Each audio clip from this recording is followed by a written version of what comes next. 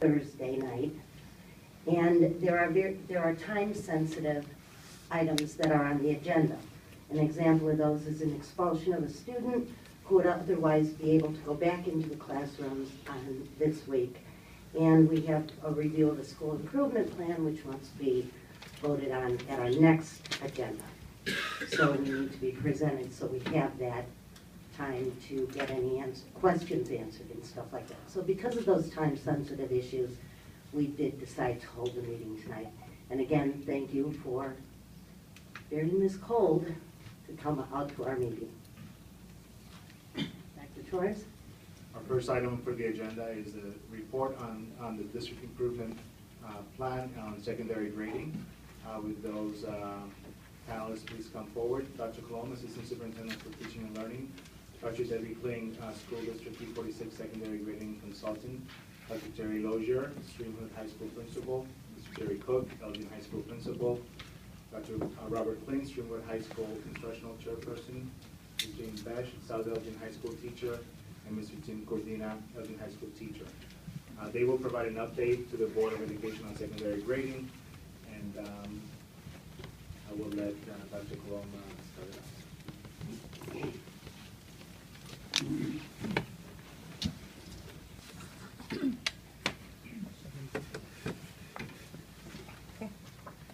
Good evening, and thank you for the opportunity to once again provide an update on the secondary grading practices.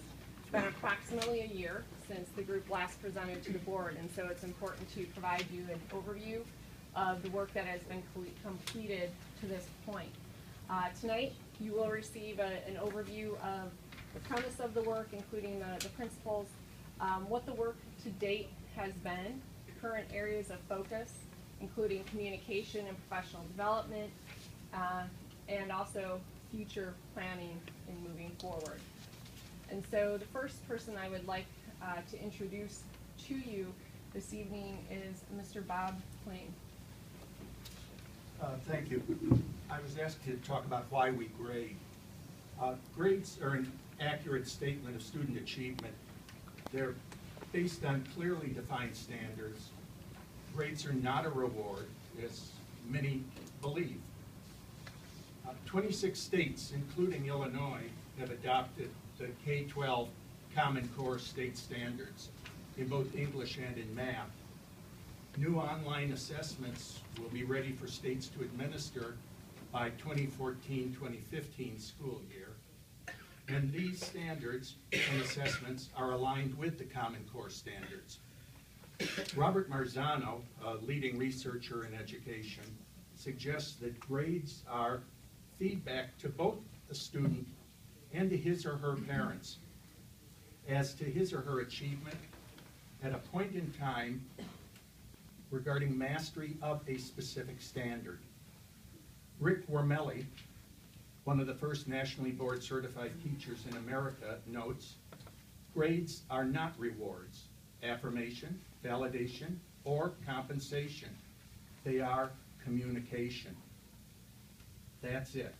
If we keep them as a reward, students, teachers, and parents all enter into a bartering relationship that is incompatible with evidence-based or standards-based assessment.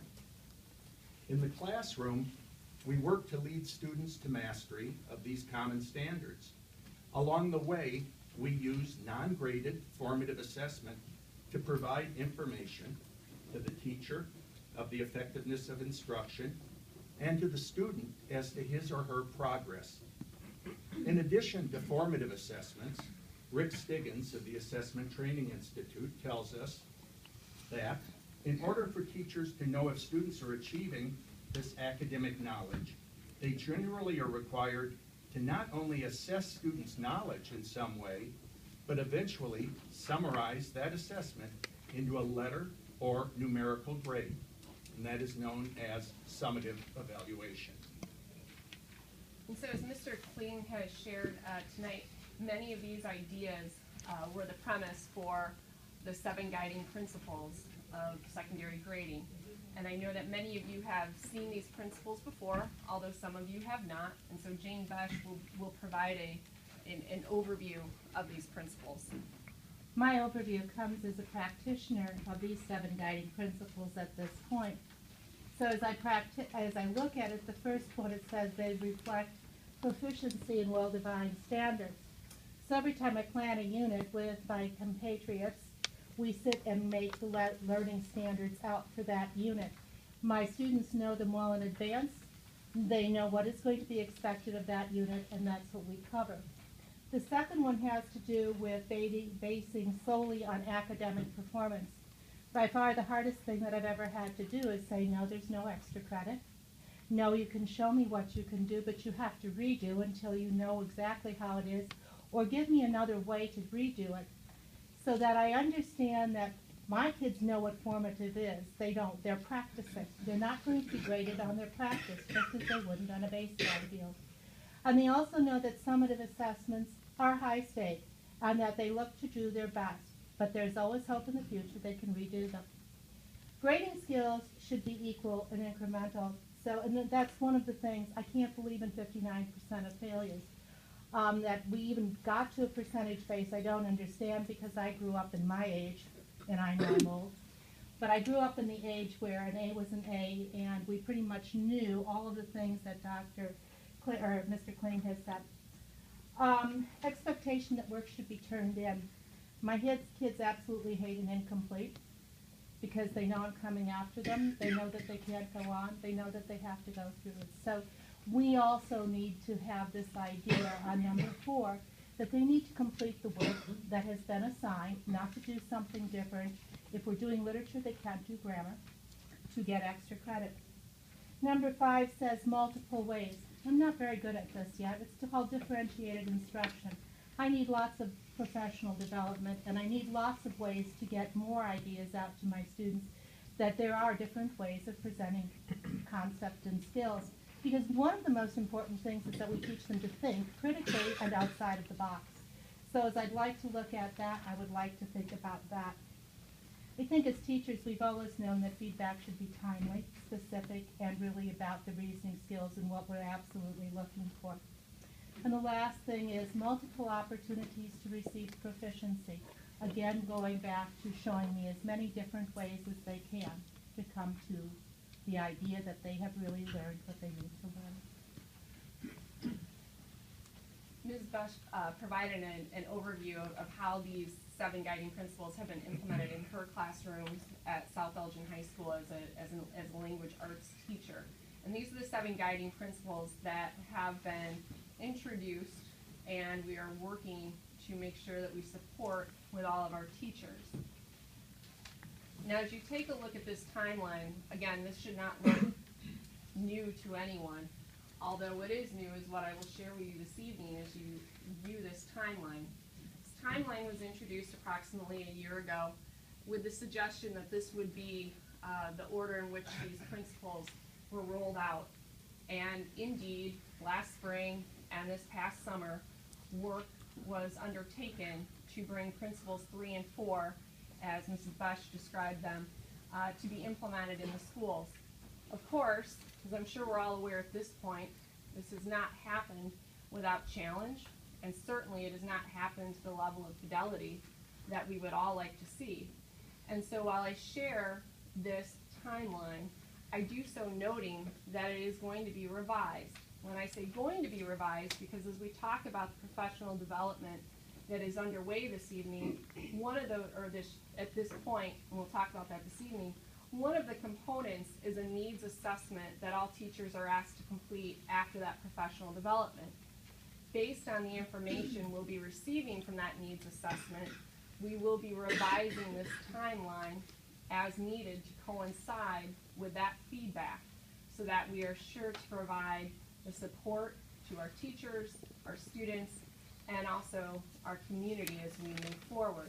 So those sessions are still ongoing, and we'll talk in greater detail to you about that. But I wanted to make sure that we address that clearly and openly as we begin. And now I'd like to introduce Dr. Lozier to talk about the work to date and the secondary grading committee as we know it at this time. So at the recommendation of the ETA, we placed another call to committee Catherine and I and many other people have been working very closely together on what we call the Grade Committee 1.0. And we felt that we were at a stalemate and needed to figure out how we were going to take what we were currently doing and move it forward. So we put out a call to committee in October of 2013 when Dr. Columbe took over our project. And it's now called Grade Committee 2.0. It's kind of like Microsoft Word, we're updating ourselves. And what we did was we asked, we told all former committee members that we were thanking them for their work on the committee, that they worked very hard to get us where we were, but that we were putting out a new call and that they were very welcome to apply. And we would also take on new members as well. So we do have a new grading committee now. It does have former members as well as brand new members. We are just over a third of former members who are on the committee. We're not quite up to a half. So we have new people on board, which is very exciting because we have new people to help us move our message forward. With the convening of this committee, we also have parent representation from each high school. What we explained at our first meeting was that the guiding principles are the guiding principles. We are not here to debate those. We are not here to rework those. That these are the premise that we will move forward with, and this is where we need to place and work on our professional development. So Dr. Debbie Klane was hired, and we are very excited to have her helping us lead the work in our grading committee, and Dr. Columbe taking over, and the addition of Dr. Klane has been very exciting. And so one of the first pieces that came out of working with the new Secondary Grading Committee 2.0 was the need for improved communication. Need for improved communication with staff members, and certainly need for improved communication with parents and students. And so to begin, I share with that request for staff members. One of the first initiatives we've taken on, and while it seems very simple, it wasn't happening in the past, we meet on a monthly basis, the first Wednesday of every month. And certainly at this point, as people have asked us to join the committee, we've honored all requests for people who are interested in becoming part of the committee. The other piece is that we do share out all minutes from those meetings to all secondary teachers. I email them directly myself. I share them with Dr. Torres. I share them with Catherine Castle, president of ETA. And we share them out with all secondary teachers so that if they have questions, they are able to identify. Obviously, they can come directly to me, but they also know the members in their buildings who serve on this committee, so they can go directly to those members as well. Second item was that as we were receiving feedback, identifying from parents, and this was a concern that came here, and certainly to the sites, that parents and students had not had an opportunity to provide feedback. And so at all of the secondary buildings, we have been in the process of scheduling voluntary parent meetings for this information. Most of these meetings have occurred on the regularly scheduled parent organization meeting night at the buildings, although some buildings have scheduled an additional meeting in which parents are invited. It's placed on the agenda. We work with the principals to make sure that's publicized, and we have representation from the secondary grading committee, steering committee, who is able to attend. Additionally, at all of the high schools, student meetings have also occurred. Those meetings have worked a little bit differently from building to building. Some of them have been open voluntary meetings for all students. Some of them have worked through the principal student advisory as well. Purpose of the meetings have been to seek and receive feedback from the students and from the parents, taking the questions, taking the concerns, taking the suggestions in moving forward. Third piece is realizing that certainly our website can be a huge tool for us in order to provide support for our teachers, for our sites, for parents, and for students. And so we've been working with a variety of schools in the area who have also been taking on this initiative as well to identify how they go about setting up this information and sharing this information.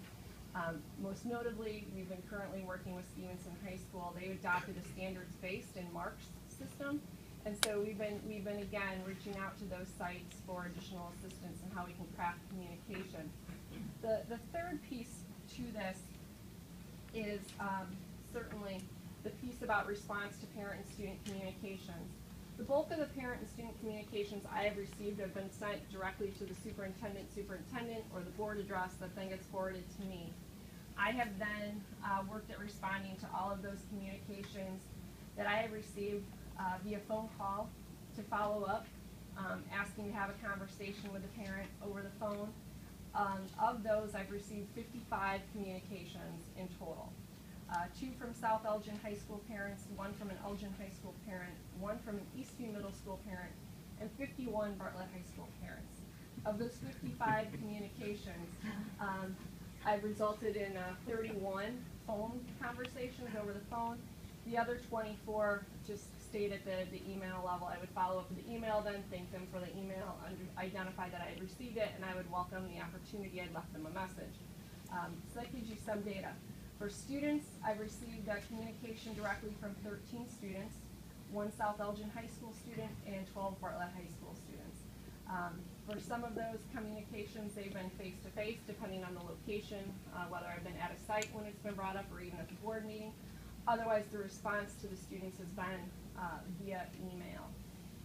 So I share that with you so that you have an idea of how we are trying to work through the communication challenges and the response that we are working to provide everyone who has reached out to us to share concerns or to offer that feedback. The other focus that certainly we've been working to address has been the professional development needs. And it has been indicated, we have brought on Dr. Debbie Klane to work as our consultant to try to bolster those professional development needs and be able to be available to work at each site on an ongoing basis to address the individual site needs as communicated by teachers, administration, and community members. And so Dr. Klane will speak to the professional development that has been ongoing. Okay, well, with the advent of Mother Nature's initial impact on January 6th, we had to really look back at how we were going to restructure that Institute Day and still get all of the information out to staff that we had planned for our professional development for that day. So there was quite a bit of restructuring and reconfiguring of the presenters due to their day-to-day work obligations. So it wasn't like we, on an Institute Day, all the presenters were available to present this 2-hour block of time. Instead, we have spent the month of January doing the staff presentations overall. We compressed the initial presentation was an electronic professional development opportunity for all of the secondary staff, and it was based on slowing down and backing up and building some background knowledge so it would be more collaborative and transparent as to what was going on and what we were doing. And then, of course, the needs assessment would happen at the end of the professional development to help us understand what are the professional development needs the staff that the staff currently is asking for, and where can we help and put our efforts at this moment in time. So as of today, 4 of our 5 high schools have had their professional development delivered, along with Gifford High School and Central here. And with the last high school scheduled, they are rolling it out a little bit differently, where they're doing it because of the way they're working with their staff. So that will be completed by February 11th. 6 of the 8 middle schools, their staff development has been completed as well, with the last 2 being completed on February 4th in the morning before school. We have completed 3 of our 5 high schools. We've met with parents at parent universities, some parent organization meetings, to just go over what kinds of questions and concerns do you have, and what can we bring back to the committee at large to help come up with some answers. And then to that effect, also, we've had parents that have then emailed us, and Dr. Columbe has answered those emails and made the phone calls. All of the high schools had student forums. Some were more structured than others because of some were like a student advisory council. Others were before school.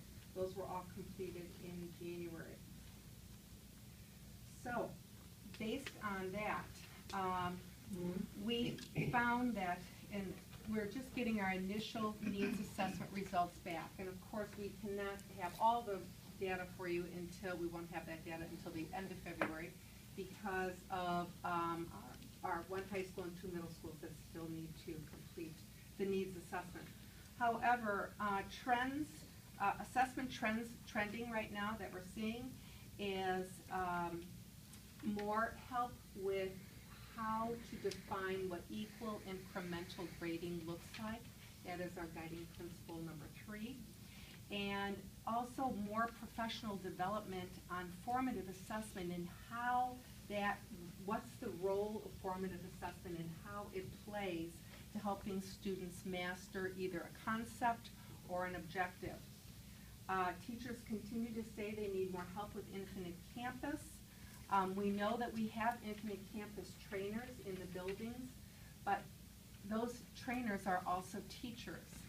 So when the teacher, another staff member wants to enter things into a grade book, those other staff members are oftentimes not available to help them with their grade books. So to that end, on January 30th, we have currently 26 administrators from the schools, the secondary schools, coming to the ESC to do professional development for themselves on Infinite Campus so that they too can help their staff in getting their grade books set up so that it will make more sense to not only the teacher but also so that the teacher would be able to explain it to parents and students as well. So we will have further results. We'll share all the needs assessment results and data in the future, probably at the end of February. We will again be meeting with our committee at large on February 5th, at which time the comments and concerns from all the staff from their professional development day will be looked at, categorized, and then the committee at large will determine how best to move forward and address these concerns. And so as Dr. Klane has shared, this responsiveness to the PD came from the requests from our teachers and our administrators as well, looking for a concise amount of professional development to address their needs, providing an overview of the 7 guiding principles in a manner that was going to have a level of fidelity. And so the professional development that was originally slated for January 6th was to be exactly the same in every site. We have had to make a couple of accommodations to that to be able to fit within the confines of a staff meeting or within the structure of a school day. But otherwise, again, this is in response to staff needs. To then further this discussion or share some of the additional work that's happening to be responsive to site needs as being communicated. We've asked Elgin High School to discuss the work that they are doing this evening to support teachers and their efforts to also move forward in practices surrounding secondary grading. Thank you. I've always, as a school administrator, had a struggle with the ambiguity of grades. It was always difficult to provide interventions for students who were struggling when we couldn't pinpoint what those issues were. We could simply say, do your homework, study harder, listen, take better notes, very general, generic responses. And I think a recent segment, Elgin High School, that Elgin High School was featured in on PBS, kind of highlights this struggle. The segment was on work keys and career readiness. And in that segment, Patrick Hayes, the founder of Fabric Imaging, made a statement that really shed some light on this issue of standards-based grading. And in the video, Mr. Hayes states that students would come in to apply for his jobs, and one of the things he would look at were their grades.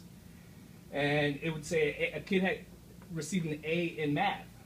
And Mr. Hayes looks at the camera and says, well, what does that mean? What does the A in math mean? Well, we want to answer that question. With standards-based grading, using the expertise of educators, community input, students buy-in, we want to say that an A means this. A student leaving Elgin High School with an A in Algebra 3-4 should be able to do X, Y, and Z. They should know this. It wasn't a math pun, sorry. But it should be very clear of what grades mean. Grades should stand for something. So the last 3 years, we've really talked about grading at Elgin High School. We've been providing teachers professional development for those past 3 years, really preparing them for standards-based grading. And through many of those conversations with teachers this year, we felt that a majority of our staff was ready to adopt the remaining guiding principles of standards-based grading. So with the help of Tim Cortina and Jean Lawrence at Elgin High School, we identified teachers to who would adopt voluntarily a pilot to implement marks. So moving away from your percentages and going to a mark system where a 5, 4, 3, 2, or 1 would signify a student's level of performance on any given task. So I'm going to hand over to Tim now, who will talk a little bit about that process, how we identified teachers, and the professional development we provided so far. So we really hit the ground running with our staff and asked all of the staff to attend both after school and during their lunch period meetings, anybody who would be interested in moving forward with a standards-based grading policy.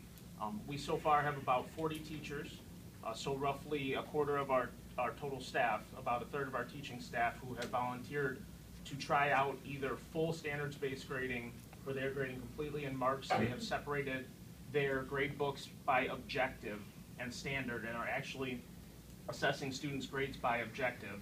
We have some teachers who are looking at formative and summative grades and assessing their students' understanding based on their formative and summative grades. In doing this, Infinite Campus does not calculate any grades, so we're offering a significant amount of professional development before, during, and after school for our staff to get them up to speed on what it means to grade in a standards-based grading scale. And then we are going to, by the end of the year, hopefully have provided enough professional development to those teachers who are running the pilot, and then those other teachers we're going to provide ongoing options for professional development to move them forward.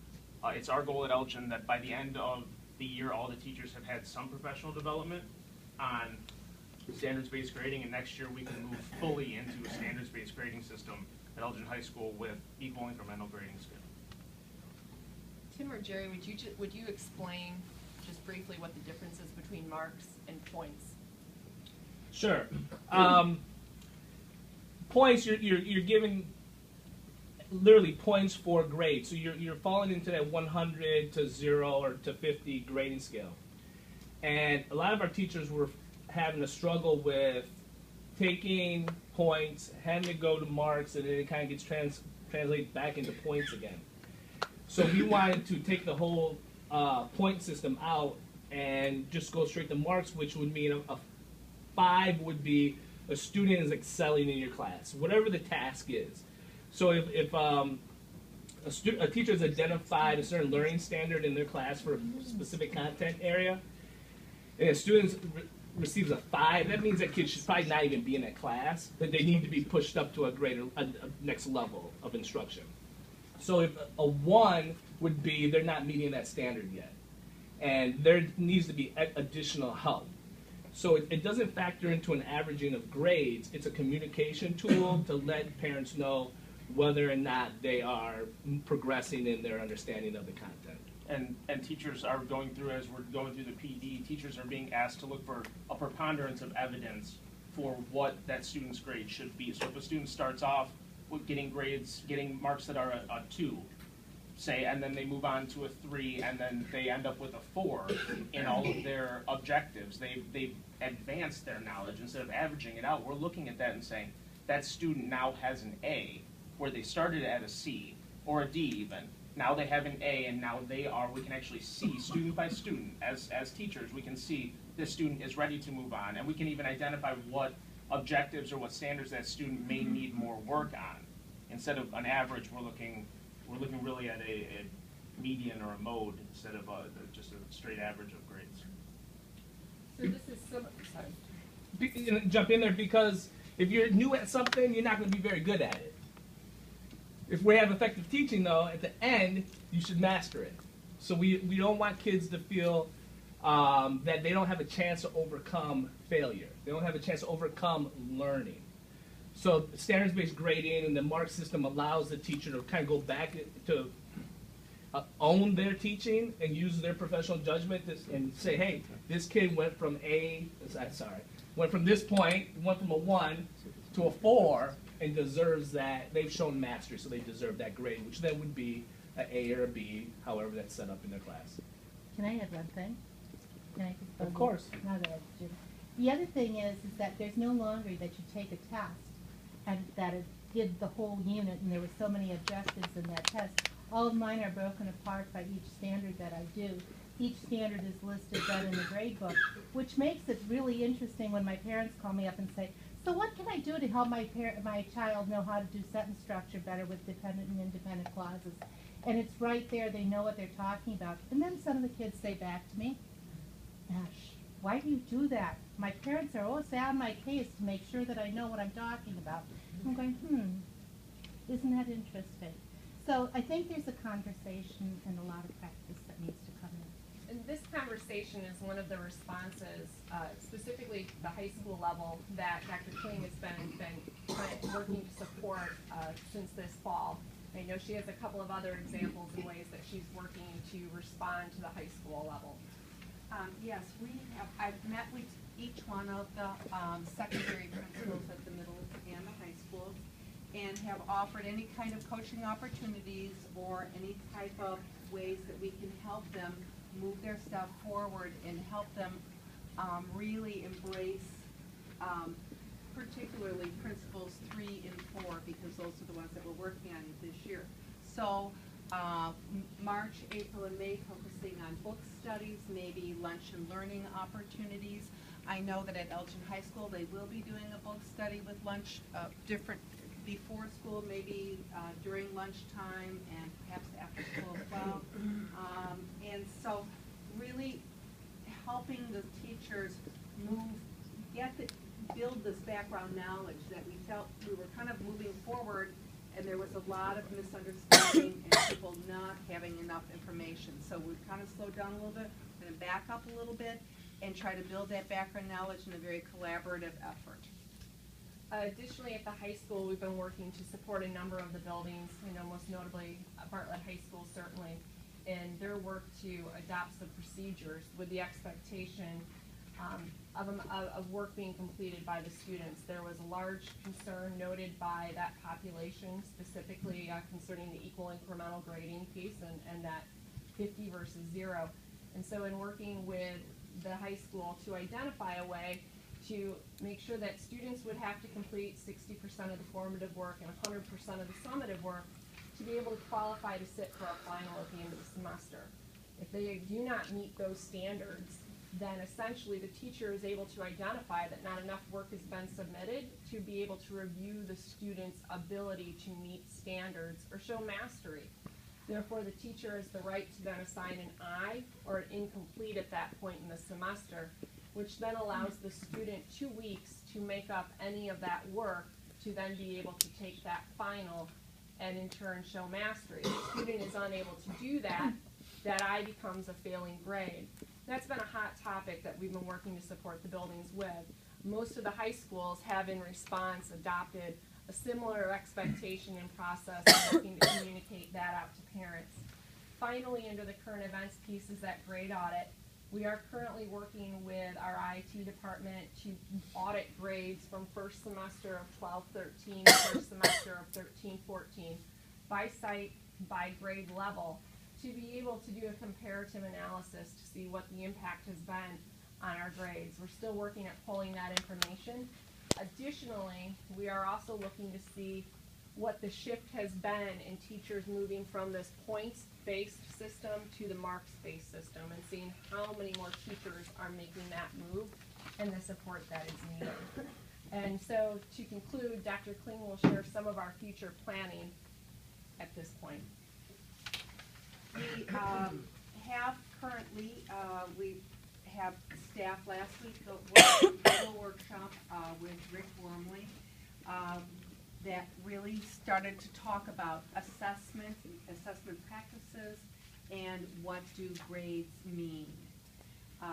From there, the people that were at that workshop will go back to their buildings and share that information with their staff, and hopefully get some interesting conversations going, regardless of whether there is or is not discourse. Change does require discourse and challenging conversations that have to happen. And the way grades had always been, you're really challenging a very big values, attitudes, and belief system in moving into standards. The Common Core is here. It is coming, and we are going to have to address it as a school district and as a state. It will impact our standardized tests, and we are going to have our children show much more rigor in order for us to be competitive out in a nation or globally. To that extent, we will be conducting, as I said before, more book studies in the spring. We will do those. We will be working towards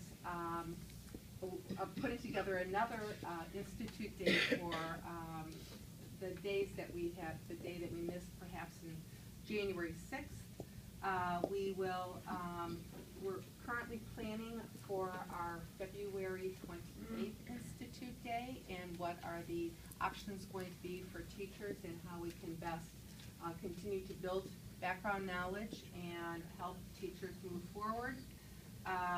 The committee will, again, assess all of the data from the needs assessment and all the comment cards from the staff development opportunities that we had during the month of January at all the different buildings, and also the comment cards from parents at the parent meetings and the parent forums, and the student meetings, and questions and comments and concerns from students there as well. Those will be taken to the committee as well.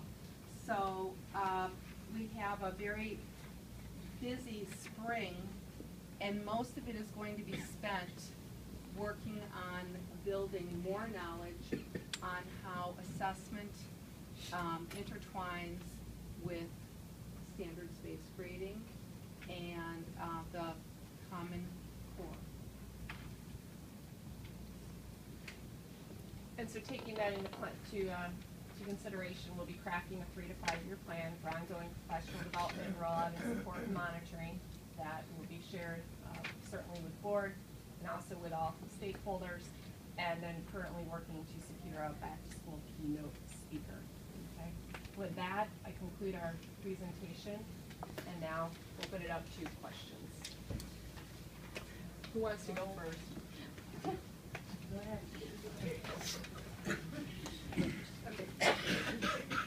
It literally just occurred to me, and I've been a proponent of this grading system for a long time, both professionally and sitting on this board. But it seems to me that a lot of our frustrations that we're hearing from students and parents, community members about this change has to do with competition. And we have a charge on this board and with the district of preparing for student, our children, these human beings for career and college readiness. But it seems like once you get to high school, that all of a sudden it's competition to get there. That we're pitting one against the other. The comments I hear, well, that's not fair. You know, and I feel like what we're changing now is that idea of somebody's gonna beat somebody out to everybody gets to learn, everybody.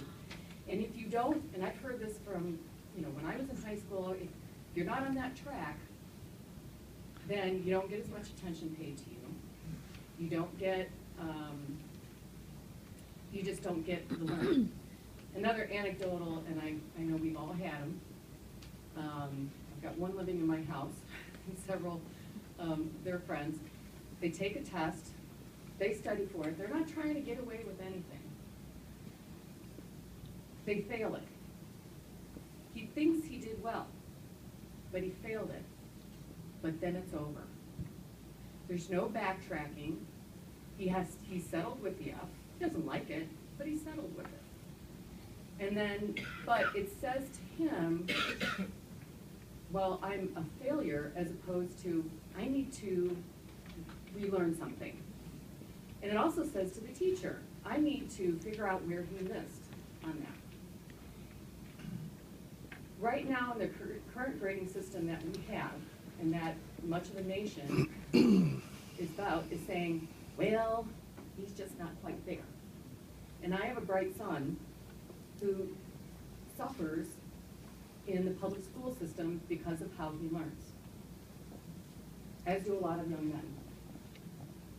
Okay, so we have to get past this idea that learning is not a competition. I'm sorry that I feel like I'm on my soapbox, but it just occurred to me. You know, people are saying, why should they get away with that? We want our kids to succeed, and this is how we're going to do it. It's not about the grade, it's about, are they really learning? And this is how we're going to get it there. And this is how we're going to ask teachers to know more and more. We've had data shoved down our throats, and you guys have data all over the place on how you can help a student learn. But when it comes down to it, that assessment is really what drives the teaching and learning for that student. And for the student even to be more responsible for their own assessment and their own learning. So to me, as you were saying, Jane, that when these kids have incompletes, that means they have to do more work. And that's good, and that's what I want as a board member, and that's how we that's how we should want our community members graduating into our society, wanting to know how to do something.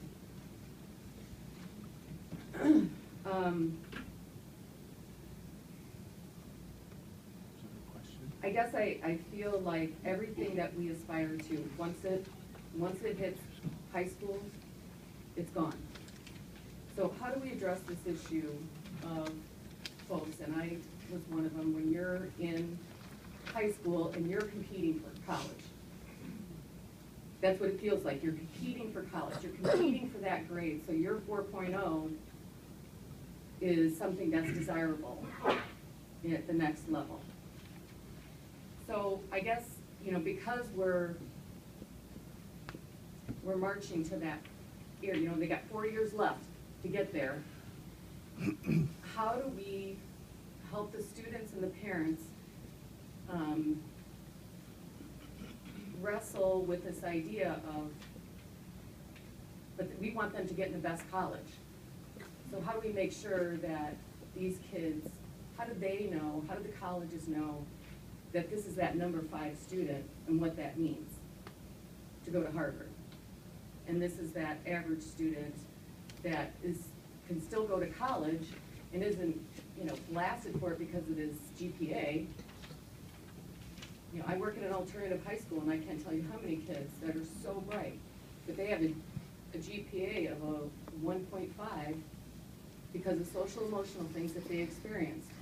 If they take an ACT, they're way up there.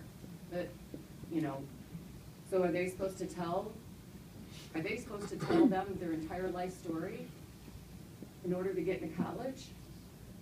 No, they're supposed to be able to show that they have that knowledge base. I guess, you know, one of the things that I've started to do, and I know my kids don't like it very much right now, they're going to like it more, is every piece that they turn in, everything that they do is self-reflective. What did you do that was better than the assignment before? What did you do that makes me think that this paper is a 5? And I have all these questions to ask them, and they go, are we going to make us write this again? And I'm going, well, when I'm grading your paper, and after I get through tearing it apart, and you know, I have this adult perspective, what was your perspective when you wrote it and turned it in? And then you really have to go think where we have to meet in the middle when we have a conversation, because someplace it has to be meeting. I don't want children to go to college and flunk out the first year because they don't have the skills, because it would break my heart to hear that. And some of my students have done that.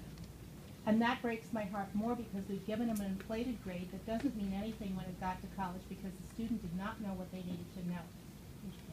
And then there's the reverse student who knows everything, and I've had many of those, who go to college and had C's and D's in high school, and they clep out of 12 credits of Latin at Purdue University, and they're going, and they gave me 5 extra credits for that too, Mrs. Besh, just telling you. And I'm going, really? And yeah, they know their stuff, they know what's going on, and why didn't I know that they knew? So I have to be very careful in how I assess, because the behavior plays no part. The socially emotional plays no part. I'm assessing the skill and the skill alone. It's hard. First I just have a nuts and bolts question, and that is, I'm wondering if you can give any consideration or figure out a way to get some student representation on that committee. It's great to have parents, it's great to have a lot of teachers, but these kids are living it every day. And I don't know if it's logistically possible, but I would like to see some consideration for that. My second thing is that I have a really personal stake in this right now because I have a junior in high school. I have a college-bound junior who's, I'm really glad to hear some acknowledgement tonight that this rollout and implementation has been challenging on a lot of levels. And I see the frustration because I'm experiencing that frustration firsthand. It is a very robust conversation that continues to go on in my household. But I want to add to that I really believe and support in these 7 guiding principles around this grading. And I also want to point out that the adage that if it ain't broke, don't fix it just does not wash with me, because I know that the old system that we know and love and are emotionally attached to had fundamental flaws in it. Because we had issues with inter-rater reliability, we had issues with adult behavior, we had issues with fidelity. And what I'm concerned about is that in this new system, we still have some of those issues. We still have some of those flaws. However, I'm really encouraged by some of the remedies that we're looking at going forward. And I don't think the right answer is to go back to a system that I'm sorry was flawed. And while I have some confidence issues around my daughter's grades from this past semester, it's no less than the confidence issues that I had with her grades before that. And she had those issues too. And so I just want to say that, I think the student voice is incredibly important in this. I see that you have an incredible amount of work ahead of you, but I also don't want you to discount the fact that we currently have students and parents who are in total complete freak-out mode right now, because they think this is going to have a major impact on their college opportunities. I personally don't feel that way, but I think that while we're looking ahead and while we're doing the planning for how we're going to work on some of the flaws that we have, we've got to figure out something to help our parents and students overcome this anxiety, like incredible amount of anxiety that they have right now. Because this really is a big shift in the way we've done things. And I think it's also worth noting for a contextual purpose is that, you know, this is not a conversation that is unique to U-46. I applaud our taking some steps forward in this incredibly controversial area, but the fact of the matter is that every single player in education, from principals to teachers to students, are going to have to be evaluated differently, period. And so we have to have this conversation, and we have to make some changes. And that is just going to be a domino effect. I know there's other districts around us, but it's going to be a national discussion. And so I do want to share with you that I have a lot of concerns, and I have a lot of frustrations, and I acknowledge and understand where the frustrated parents and students are coming from, but I wholeheartedly support the work that we're doing around this. And I know it's hard, and I know it's messy, and I know it's really controversial, but I think we need to keep going. The conversation is a national one. At a conference we attended this past summer, we spent a half a day with teachers and administrators from the second largest school district in Missouri, outside of St. Louis. They're going through the exact process we are, but they're about a year and a half, 2 years ahead of us. Over and over again, in sessions and meetings that we attended, we listened to school districts from the East Coast to the West Coast that are going through this and are adjusting and preparing for standards-based assessment. I understand the anxiety that parents must feel. We've raised 4 children, we have 5 grandchildren, and look at the report cards. The students still receive grades. They'll have an A, B, C, D, and in our district, an E at the end of the term. It appears on the report card, on the transcript.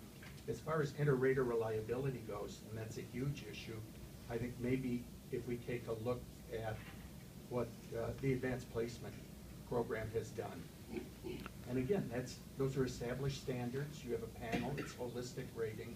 So I think there are many things that we can learn from what's already taking place. A couple of random comments and a question, but my youngest graduated from high school in 2012, so I was just ahead of this. Sounds like I should be grateful for that. But as Amy mentioned, there were a lot of flaws in the old grading system that all of us grew up with. And one of the concerns that I have about some of the complaints that we're getting, not all of them, but some of them raise for me a question of intellectual honesty, or maybe intellectual dishonesty is really what I'm talking about, because I can remember both of my sons getting A's or getting additional points or getting bumped up. Maybe they didn't get bumped up to an A, maybe they got bumped up to a B because we bought canned goods in or boxes of Kleenex. And yet parents weren't storming the school board or school districts or their schools over those. Because as long as the benefit was leaning towards improvement for your child's grades, I don't recall hearing a national discussion about not meriting those grades that students were getting. But now there's some feeling that, oh my God, some kid might fail with a 50 instead of failing with a 2, and we're freaking out, even though it's still an F. It's almost like, and then you want to compare it to the real world, and I feel like I'm competent to speak on the real world. I've been working in the real world for a lot of years. And I've not only seen employee discipline, I've meted it out at one point, at many points, because I've, later in my career, managed lots of people. I've been vice president of human resources for an organization. So I certainly understand about meting out discipline. And it's almost like you're saying, well, he missed work too many times and you just fired him, but the person who missed work, lied, and stole something, not only should we fire them, we probably should beat them. I mean, what are we really saying? We're a school district, we're about educating kids, we aren't about giving Fs. I don't understand that. I don't understand it, and maybe I'm the one out of line. I could be the outlier here, I'll own that. I don't understand our fascination with Fs. The real world is not about failure. The real world, if you work for a quality organization, there are some employers out there who suck as employers and who would be happy to fire you because they don't train and develop their employees, and that's not what they're about. But there are quality employers out there who work hard not to fire employees. And that, to me, ought to be what we're about. This is not about giving students Fs, and we have some unnatural fascination with that. It seems unnatural to me. So it feels intellectually dishonest to be having a conversation about some student getting an unmerited F, higher F, when we didn't have that conversation about all the other unmerited, better grades students were getting. So I won't belabor, I'll jump off my soapbox on that. But I do have a question about, we've had a lot of concerns, and I would be concerned if it were true, we've had a lot of concerns from students about our grading system locking them out, somehow them not being able to get into better colleges. Admission letters should be coming out around this time, should be coming fast and furious now as we move into spring, but even now some kids should start to have admissions letters. Do we have any knowledge or any stories about kids, because parents should be storming this building if their kids are not getting into colleges because of our grading system? Any evidence of that? No, none at this time. I've also had those same conversations that I think you're alluding to. Tracy's suggesting parents who have identified, I'm worried that my student will find it more difficult to be admitted because they're having a harder time earning this grade or another grade, but no evidence at this time has been brought forth. The ones in the second year, the ones in the second year, the ones that are graduated this year, are ones that just became acquainted with the program last year, so it hasn't impacted them. I would think that the juniors this year would be the ones that we would watch for data, because those are my juniors that will apply to those colleges and their grades will be impacted by that. So I think the senior grades at this point will not impact that. But I think parents have to look at that colleges have their own way of grading people, and it is not all the grades that come in. It is their letters of recommendation, it is their activities that they've done, it is the essays that they write, and then it is the grades that they have. So it's a multiple ratioed thing out that each college has as their basis for admission. And I mean, I think we're on the cutting edge with this, but we certainly didn't invent it. No. So do we, I mean, historically, and this committee has done research, is there research to support that concern, any evidence to support that concern? Yeah. I've spoken to a couple of parents who've had that concern, and they actually called different colleges and spoken to admissions officers sharing that concern. And they've always come back to me relieved because the admissions counselors have told them what U-46 is doing is not new. There's a lot of other districts who are doing the same thing. So they understand that. They understand there's no standard across the nation. So there's a large variance in what an A means in any school, in any district in the state of the United States. So they have their own system, as Jane has said, about how to rank kids and what value put on their grades and GPAs, GPIs. So the parents who've come back to me, they've said, you know, we feel relaxed, relieved that the schools understand this is nothing new. I was just going to say, in my past role as a principal and as an associate principal, and having spoken to numerous admissions counselors at Big Ten universities and top tier universities as well, the number one factor that they take into effect is the competitive or the rigorous level of the coursework that the students completed in their high school career. So the first question, the number one question they will ask is the number of advanced placement courses or honors courses or IB courses. Those are that's the information that admissions counselors want to look at, and this has been identified they have their own system of taking our grades, our courses, and putting that into their own rubric to assess or place a value on the student's work to date to determine admission. It was also mirrored at the National Avid Conference in Texas in December when a group of us went. There was a rigor in the classroom as opposed to the GPA. And do we know if any colleges and universities are starting to move to a standards-based system of grading? Have you ever heard of that? I'm just curious. We heard just the other day, Rick Wormley, he mentioned that MIT actually does not give grades to freshmen, and they're transitioning to something like this. They actually do not assign grades to freshmen at all, and are transitioning to some sort of standards base, and that's coming from him, so we haven't done that research. But. Has the Stanford always been pass-fail? That's right. But I do know one of the things that you are seeing, I can't speak to some of those other standards-based grading, is the standards-based admissions. So there are a lot of universities which are moving away from even looking at national assessments for admission from students, and they are going based on interview, essay, portfolio work, creative problem solving in an interview. I mean, there are a number of universities that are moving towards that direction, and when we speak to those universities, Stanford certainly being one of them. DePaul University here in Chicago has a no-test option as well, in which students can base admission on essay and portfolio work, as well as the University of Chicago puts a great deal of weight on that essay and that interview process as well. So we are starting to see some of that shift.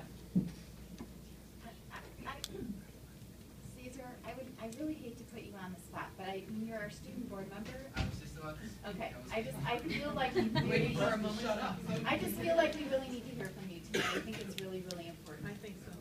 So, I represent the body of students who are most directly affected, so obviously I have some sort of stake in this. This is all very interesting to hear. I've heard a variety of opinions from administrators, from teachers, from students alike, both who appreciate it and who may have some concerns.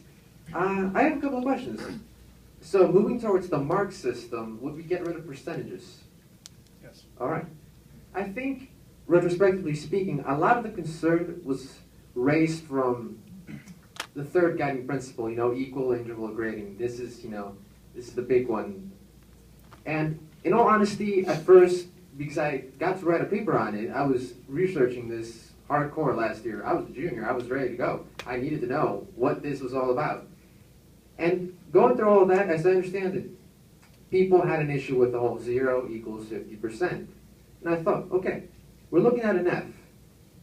An F or an E amounts to 60% or 59%, and then you have the 40% that accounts for passing. You have varying levels of passing. What I did not understand is why we place so much emphasis on this. We look at an F and we say, oh, it's so big, but in reality it isn't. If you were to divide it up and say, why don't we just have various levels of failing?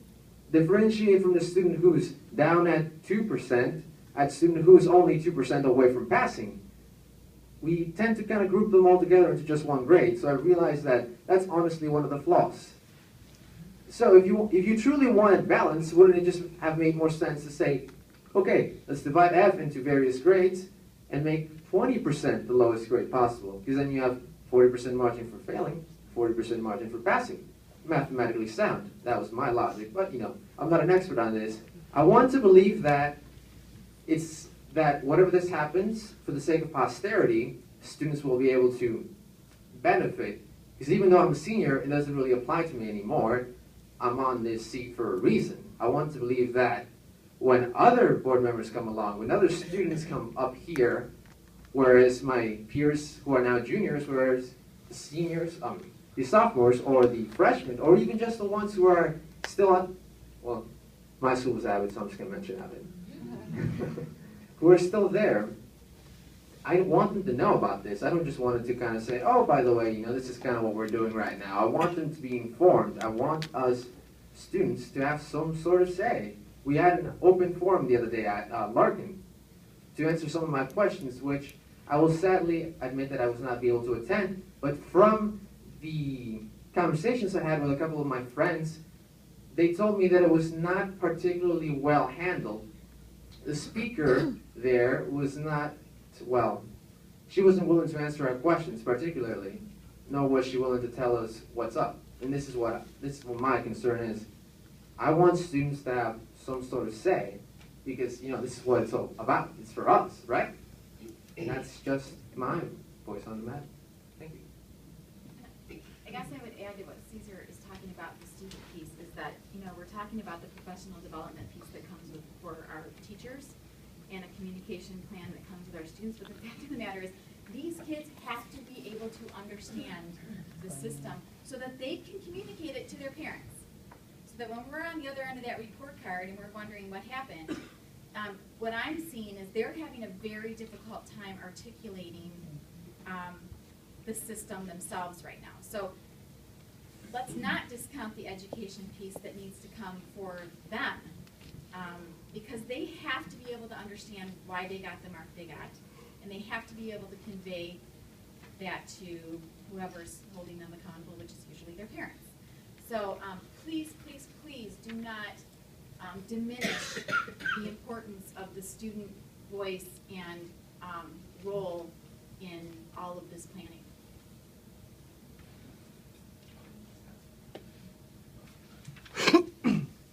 To go along with that marks rating, I don't want it to just have to be kind of, mastery, define mastery. If a future student is, for example, taking geometry, I'd want to know that a 5 means you can accurately use the Pythagorean theorem to solve for such and such and such list of the things you need to know, whereas mastery of said course and topics we have discussed, but not really going into depth of what exactly it is that they talked about.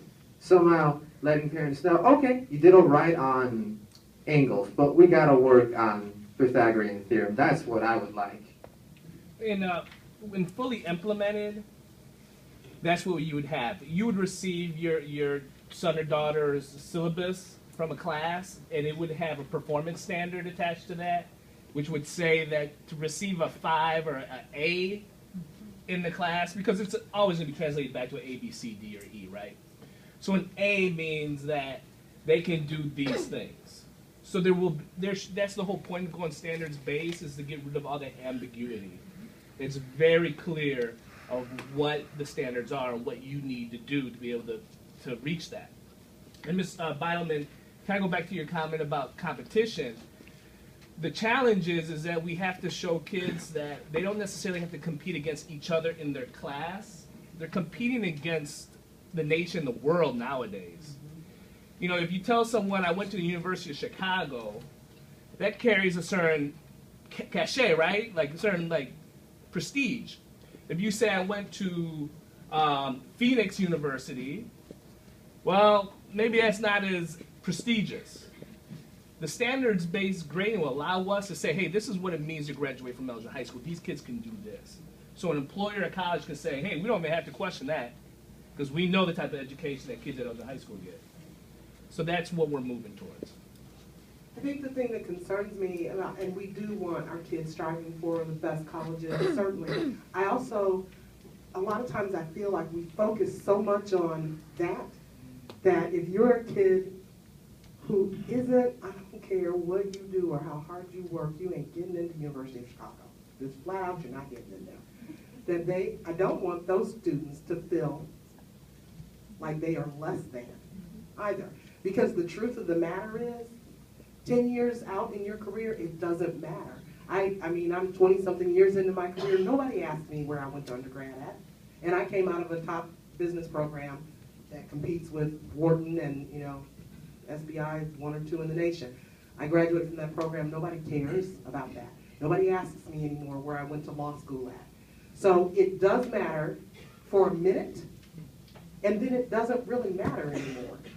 And I just don't want, not that I'm saying that we don't, for the students who get there, but I'm not leaving these other kids behind, because there are kids who are going to go to Illinois State, who are going to, and SIU, and Northern Illinois, and, just regular old, everywhere else, who are going to have fabulous careers, and we need them to feel that we are just as proud of them. I hope you... I didn't take that from your comment. I was mostly talking about this I went to high Illinois State, school so... feeling like you need to compete. You said the right thing. I mean, I don't want our kids feeling like they're competing with each other.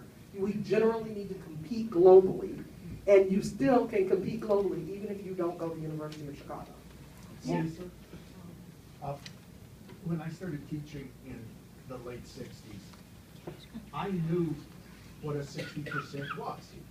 A 60%, I knew what it represented. It represented a long string of numbers. When a parent came in and wanted to know, why did my son get a D? Well, I could show them a long string of numbers, and I added them up, and it averaged out to a 60%. And that's the grade, it was a 60%. I never asked myself, what did that represent? And how many different factors went into it. With standards-based assessment, I'm sure most of what you've done in school, hopefully a teacher's giving you a rubric and showing you the different standards that they're looking for from 1 to 5 or 1 to 4. And that's what this is all about with the marks. So it's looking at where you are in response to your comment about the Pythagorean theorem. It's the same thing. Do you get it? And how much of it do you get until we move beyond it? And what we're talking about is reflective practice for teachers and for students to be able to reflect on a specific objective, a specific standard. This is what mastery means.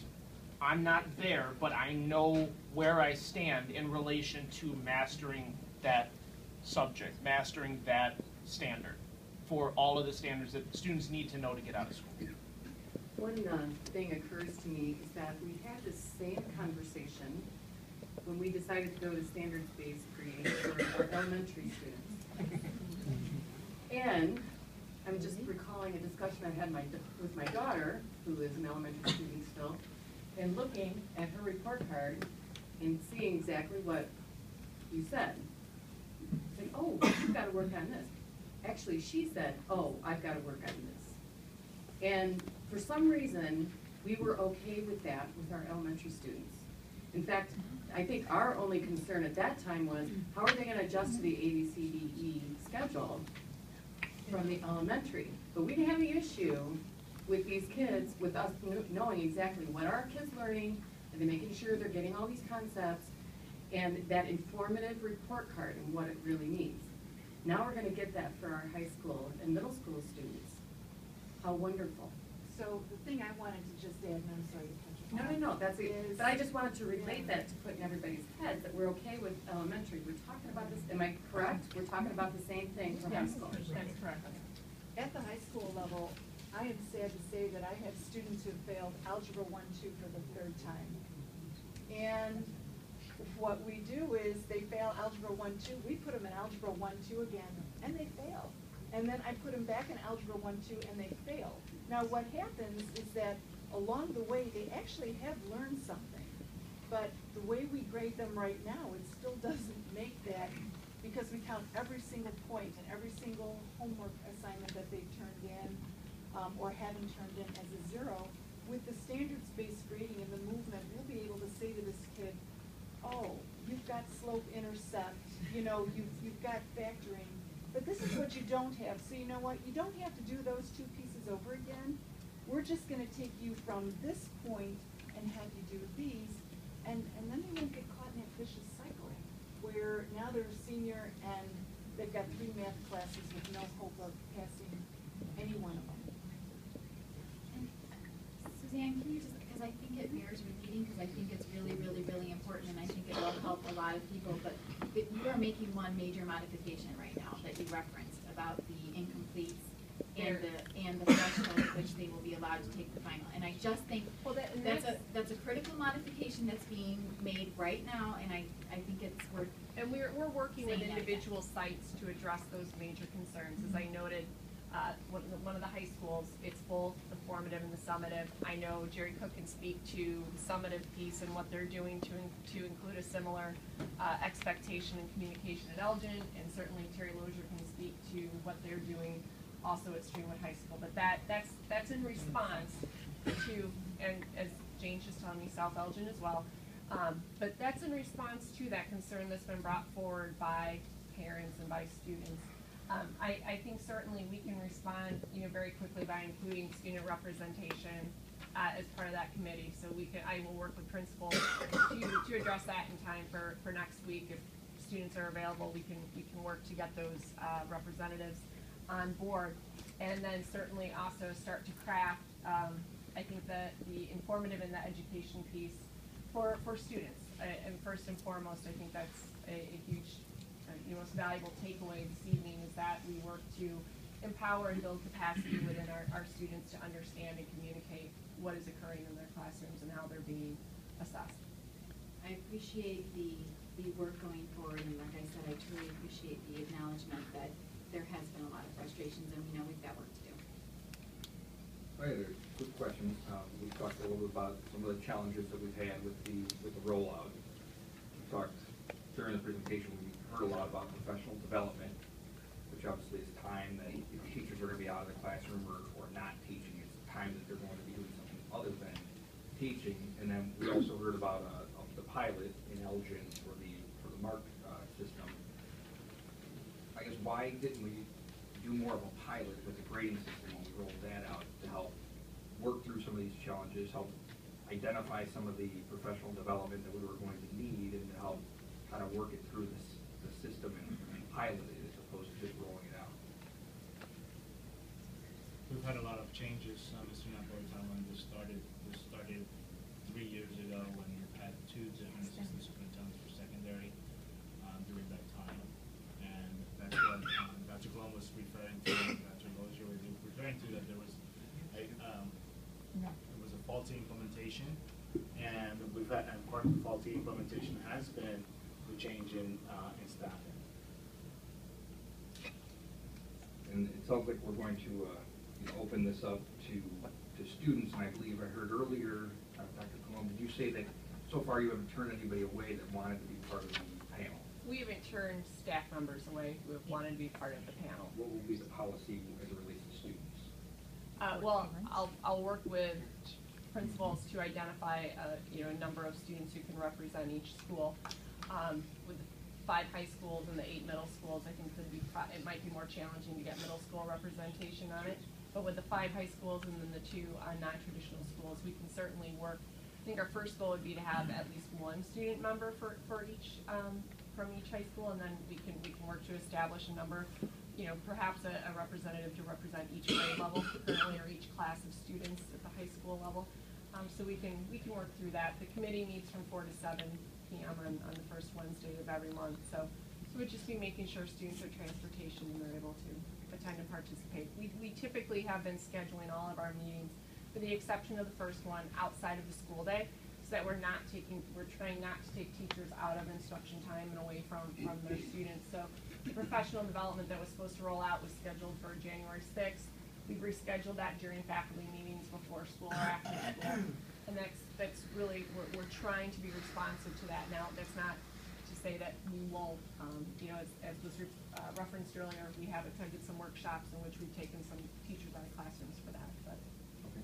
And it sounds like obviously, a lot of parents, students, and teachers are contacting you, to voice their questions, comments, and concerns. So either by definition or by default, you kind of become the single point of contact. If people ask us, who can I talk to? Should we direct them to you? Would you rather us direct them to the principal at the school that their student belongs to? You can please go ahead and direct them to me. Typically one of the things I will ask all parents who contact me will be, have you addressed this with the principal or the teachers in your site yet? And that varies. Sometimes they have, sometimes they have not. And I, still respond and have the conversation. And I ask specifically for how this has impacted their student. I will ask for the details of how this has impacted their student, either positively or negatively. And I take that information. I take a lot of notes. I share that with the committee, and those are things that we're working to address and be responsive, to. So they can continue to contact me directly, Mr. Napolitano. I have one more. With anything new, I guess we all expect a certain amount of chaos. And I shared a parent meeting with Mr. Cook not too long ago, where a parent very wisely put out that all fundamental change first looks like chaos, which I thought was very astute. and mature way of looking at things. So I was very happy with that attitude. And when the parents were educated a little bit, gotten some of the real deal from the horse's mouth, essentially, on how this was supposed to work, they were a lot happier with what they heard and a lot more sanguine with what they thought was still a process in development. But that during that process, there's going to be a lot of passive-aggressive behavior, I guess you'd call it, from teachers or even from students and parents who are looking at this system and saying, I don't have to do that. This is something that you've made not mandatory right now. Am I right? This is not something you have to implement. So there's plenty of teachers out there that are not on board with this, doing this. And I have to admit that there are lots of ways to look at this, but it's my personal feeling that this is the right thing to do. We are talking about Common Core here. We're talking about standardizing our national curriculum. It only follows that you standardize how it gets graded. And then the teachers, it only follows that they get standardized on how they are implementing those, because they get what is it, TAP, right? Teacher Appraisal Program, right? So they're getting the same essential 5-point scale, or is it a 4-point scale? I forget. 4. Leveled at them as well. So this is all kind of shaking out, and it's going to take a while. But how do you talk to the teachers that are just not having it? I just want to say that Common Core is not a national curriculum, it's a national set of standards. Right. There's a lot of flexibility around the curriculum. I'm sorry, that was very poorly put. It's very important. I'm not the most articulate person. So I can address that right now. We have the teachers that we've met with who are moving ahead with it. They're actually taking it back to their departments, and a lot of the teachers they're having conversations with at their departments are not unhappy with it.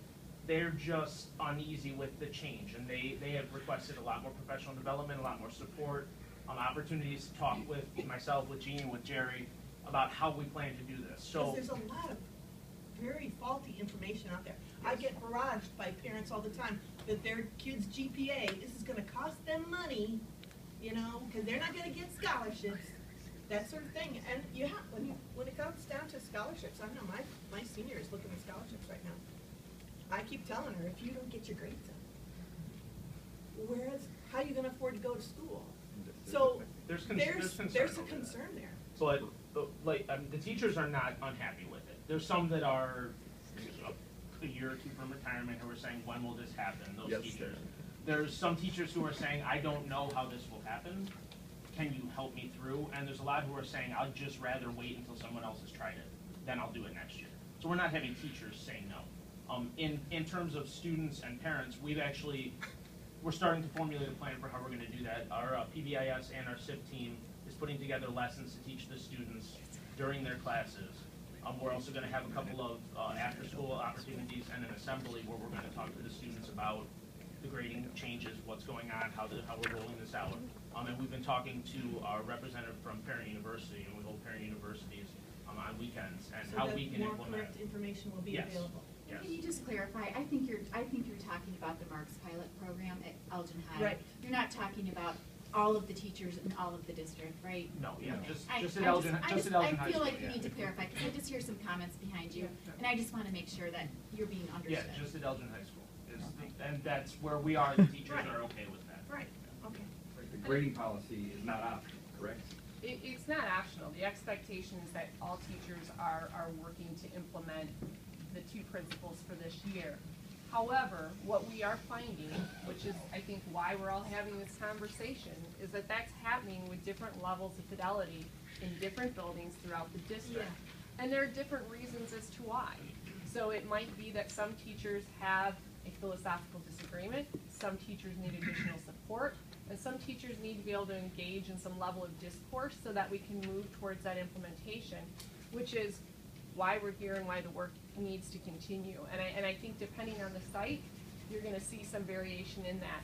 But that's the goal. The goal is to be able to engage in those conversations and to be able to provide that support and find out from the membership, what do we need to do to provide that support so that teachers and students alike can be successful. Okay.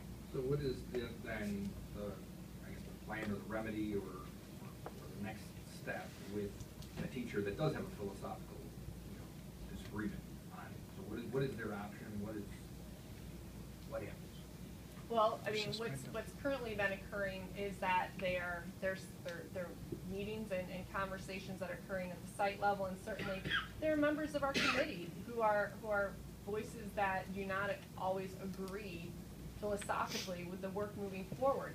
Those voices are important to hear and certainly take that into consideration in moving forward because they bring up really important points. They bring up concerns that need to be addressed. And some of those very people are the reason why we've talked about some of those changes in the expectation and the processes at the high school level where we're looking at an expectation that students complete a set number or set percentage of the formative and the summative. So that is occurring. If that wasn't occurring and there wasn't acknowledgement and inclusion of those voices, those changes would not be happening. And it's a continual conversation. It's not finished by any means. And in most cases, similar to tonight, we walk away with a whole other set of questions that we need to continue to research and come back with additional information to craft a plan in moving forward.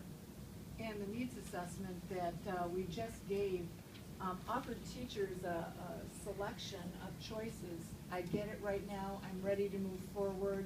I think I understand, but I need just a little bit of help. I really don't have it yet. I need lots of help.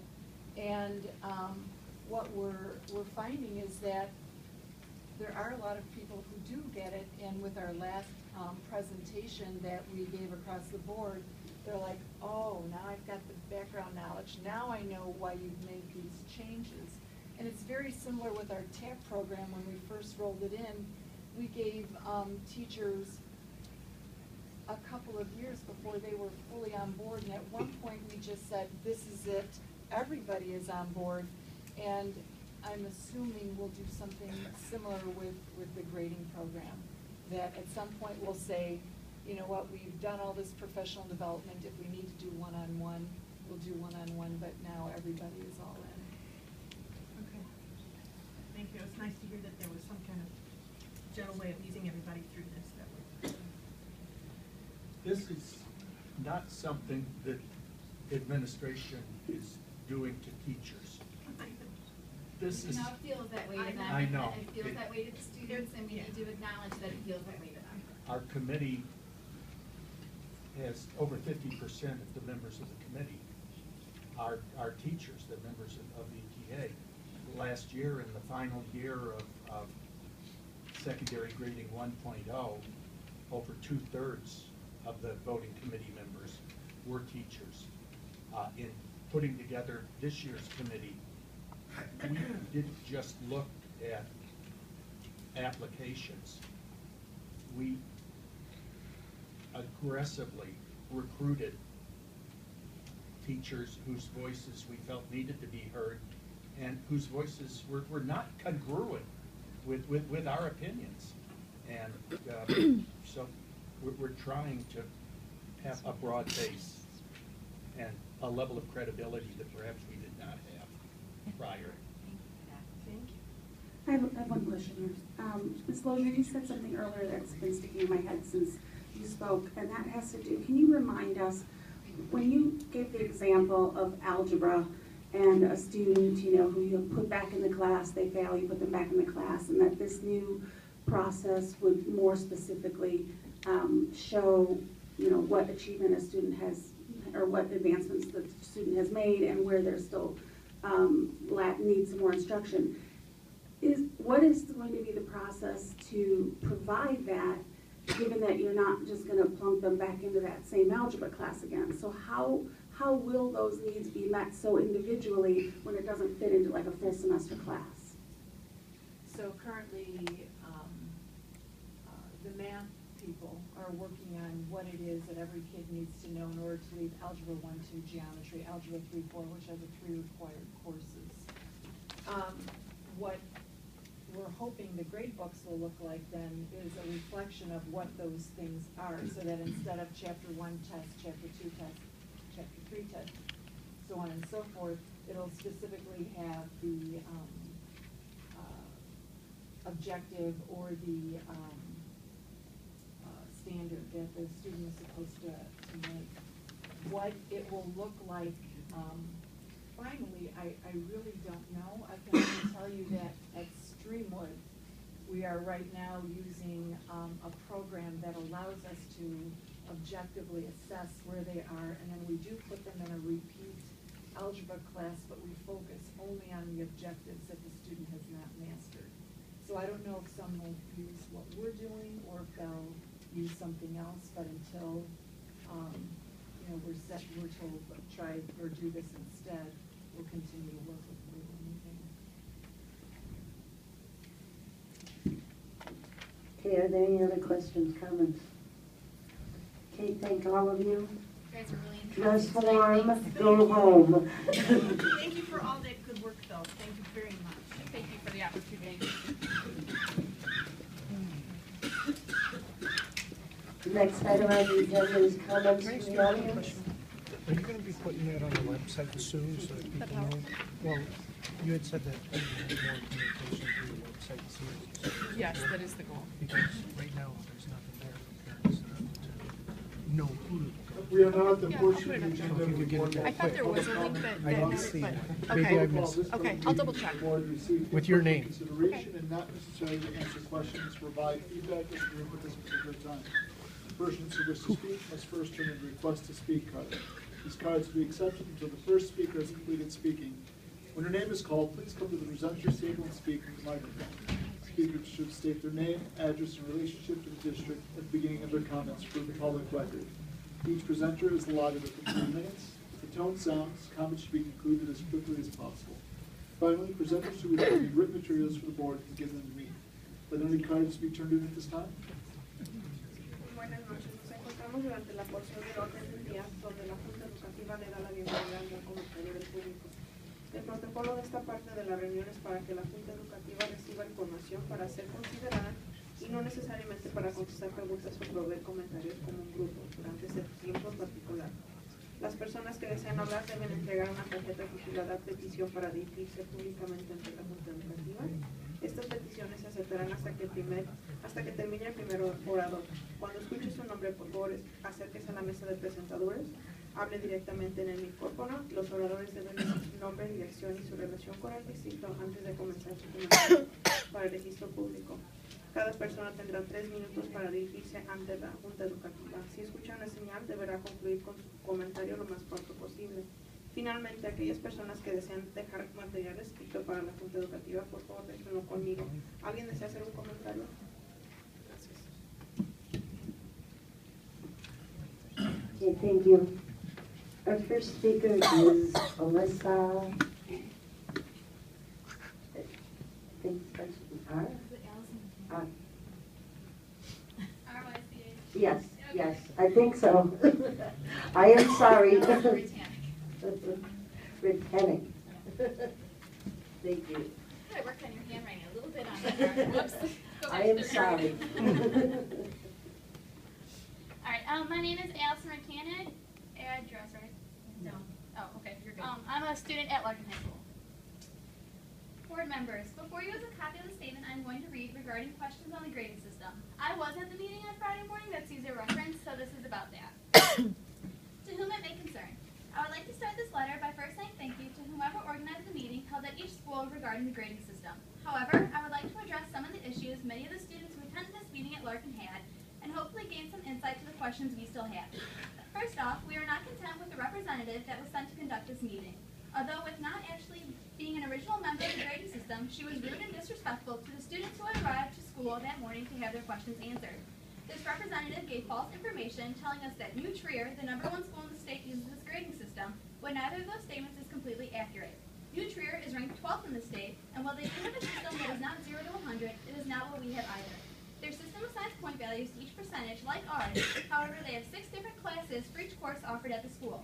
The grade value is then a different number depending on the class of the course. For example, if a student receives an A in Class 1 course, It is a 3.33, where an A in a Class 5 course is weighted as a 5.67, ensuring that students who are doing a more difficult level of work still receive compensation for that.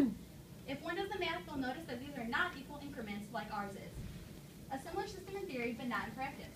At one point in the meeting, this representative told us that, "I am not here to answer your questions, I'm here to listen to your complaints," which confused a number of us, considering this meeting was advertised as a way for students to have their questions answered on the grading system. Because of this miscommunication, many questions were not answered. We would truly like to know the answers to each of the following. Whose opinions were solicited when deciding on whether or not to implement this policy? It is our understanding that the Board of Education was not allowed to vote on this decision. Who actually had a say in this choice?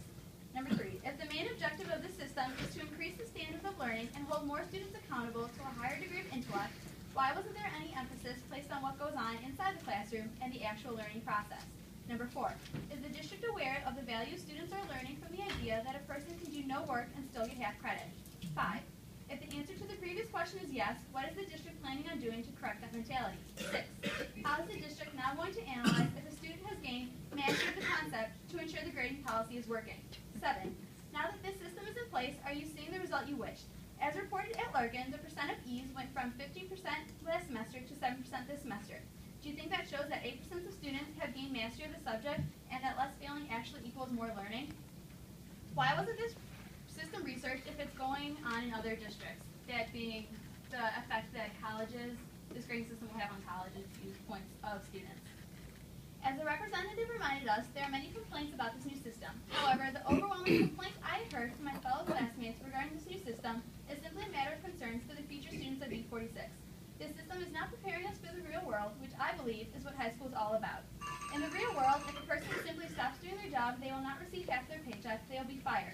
This system gives students the mentality that no matter what aspect of life they are facing, they can walk away from it with a 50%, which contradicts the aim of Destination 2015. I was appalled when the representative asked why we should care about the students who are failing and simply milking the system. Regardless of whether or not I am one of those students, I still have an interest in them because they are my fellow human beings. All of the people who have collaborated on this letter are seniors, and in 4 months, it won't matter to us what U-46 does with this system because we will have graduated and will be moving on to college. However, we are spending the time now to try and speak up because we care about the future of all the other students who will go through U-46 questions. If you have any answers to these questions presented, please email me at alr369@yahoo.com, and those responses will be shared with the rest of the student body of Elgin who is also curious about these. Thank you. Thank you. Have a good night.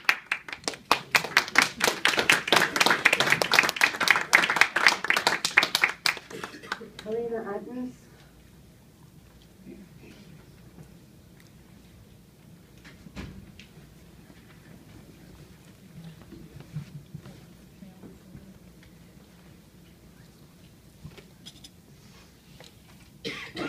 Hi, I am Colleen Ottens. I was at the last board meeting, and since tonight's topic was going to be the grades, I'm just here to reaffirm my objection to the 0 to 5 grading policy.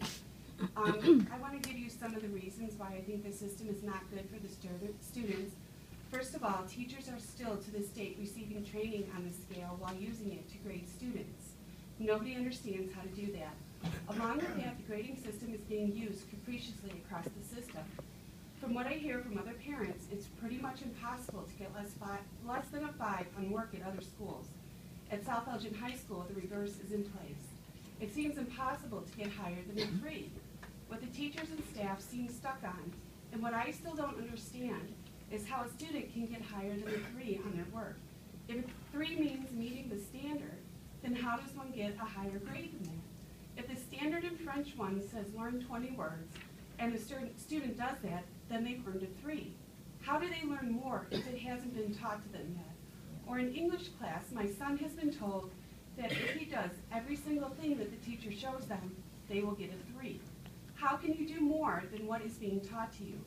As I said at the last board meeting, getting a 4 or a 5 seems to require mystical knowledge that is not being passed on to the teachers, the students, or the families. Another example, which I had written before tonight, if the standard in algebra says to learn and use a specific formula, and the student does that, then they've earned a 3 because they've met the standard. How do they get a 4 or a 5 then? You can't meet the standard and be expected to go above the standard to get a higher grade. It's farcical on its face. If I agreed with this system, which I don't, then I would say meeting the standard should be the 5. However, this entire system is confusing, and in my opinion, it's a fad. I'm really sick of fads being tried out on my son by this district. This latest fad, however, is having a direct result on his grade point average and the grade point averages of all the students across the district. I don't understand why it's so important for the district to look trendy in educational circles rather than do best for their students. And after hearing the report tonight, a few other comments I had are that if you didn't know what an A stood for before this grading system, that's shameful. That's horrible. An A should be an A whether or not you're using this system. If you couldn't tell an employer 3 years ago what an A in math stood for, that's abysmal. And having this new system shouldn't be changing that. Thank you.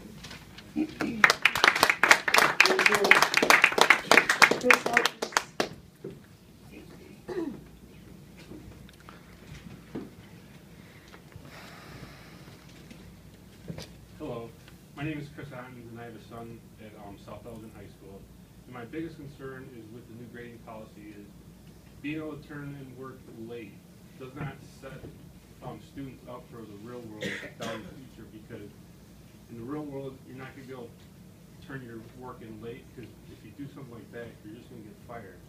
So, and also by doing that, it's not fair to the students that are turning in work on time, because they may get the same grade as somebody who's turning work weeks later, and it just doesn't seem fair. Right? Thanks.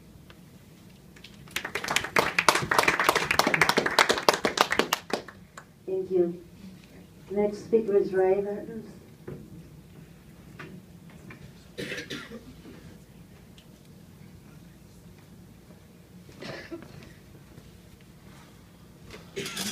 Hello there, I am Ryan Ottens, the son of those two. I also attended the meeting that happened at South Elgin, and as, I don't remember your name, sorry.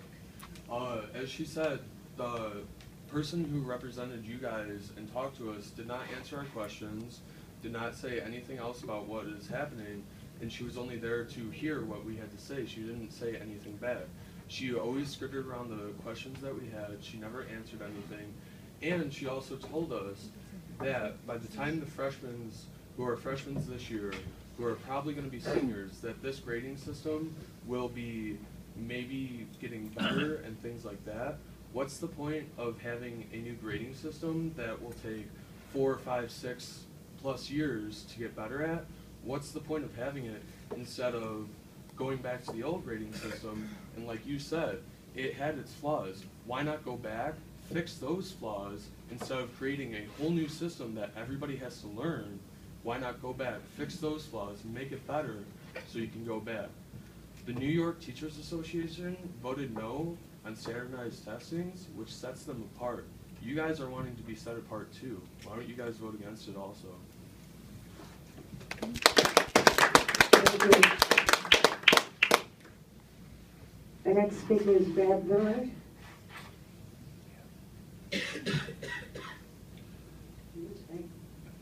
Brad Miller.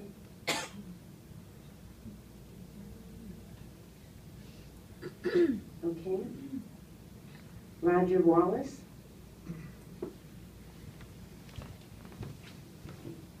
Hi, thank you for your time. My name is Roger Wallace, and I am a Bartlett parent. I have 3 kids in the school system there. I have an elementary school student, I have a 7th grader at Eastview, and I have a junior at Bartlett High School. And I am here to talk about this grading scale that is affecting 2 of my kids so far. I found it interesting with the meeting that was here that there was no representative from Bartlett High School to talk about its graces, wonderful, excuse me, wonderful things about this system. And I'm sure there are, but my issue, and all of our issues, people that I talk to, that I know the parents of these kids, is the fact that we give these kids that do no work the same credit as a kid that is able to do half the work correctly. The real world doesn't treat people like that, and I myself have at times managed people. I've managed groups of engineers. If I have somebody that's not doing their job very well, I try to help them, I try to give them training, I try to keep them moving, try to get them motivated, whatever it takes, because I see that they're trying. If I've got some kid that just, or person that just doesn't come in half the time, or just doesn't care about what kind of job they do, you're gone. I see no reason to keep you around and try to train you. If you don't want to do your job, you can leave. But that, to me, is what this system is doing. It's saying that regardless of whether you are trying but just having trouble, or whether you're not doing a job because you just don't want to, you're still rewarded the same for that. So what this is ending up doing is it's causing the teachers to have to change the way they take credit or receive credit from kids for the different work that they do. So there's a lot less stress put on homework or projects outside of class. A lot more of the grades come from the tests that the kids take during class. And one of my kids is not a great test taker. So it is definitely hurting them. That's my daughter that's a junior. She's not a great test taker. So it's definitely hurting her grades. And I don't think that that's fair, the way the emphasis is being put on the test so much. And it's definitely affecting her future. And I feel like she's a guinea pig right now. And as others have said so eloquently that I can't say nearly as well, I mean, I just feel like our kids right now are guinea pigs. And this is a system that has not been proven to work because we're having all these problems with it. Why don't we pilot it somewhere where we can work out the bugs if we have to do that, or fix the problems with the system we already had, rather than trying to reinvent a system and all of its problems. Thank you. The next speaker is Jeanette Ward.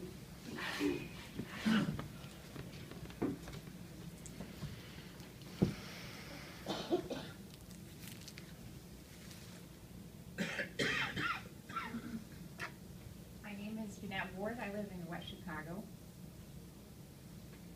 I have 2 students in elementary school that are already subject to a grading system like this, a 4-3-2-1 system. I hate it. I'm not okay with it.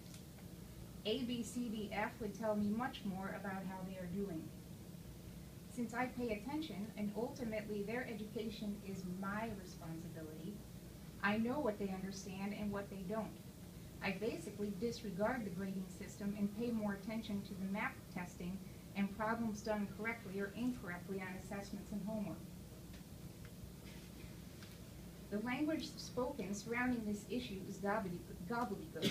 It's a bizarro world where standards-based grading means anything but. A, B, C, D, F, which formerly meant standards that everyone understood, where the letters corresponded to percentages everyone understood, are being replaced by 5, 4, 3, 2, 1, where the numbers correspond to subjective ratings. You say more rigor is required, but this grading system will result in less rigor. You say we're changing from competition to everybody gets to learn. In the real world, competition is the reality. This system punishes the high performers. You have heard it repeatedly in the public comments from these very same high performers. You speak of fairness. How is that fair? You speak of inflated grades that resulted from the old system. Then don't inflate them. The new system institutionalizes grade inflation. It's not about unmerited Fs. It's about receiving the grade deserved based on the work actually done. It has been told repeatedly to the board that receiving a 50 for an assignment not done results in gaming the system. Thank you.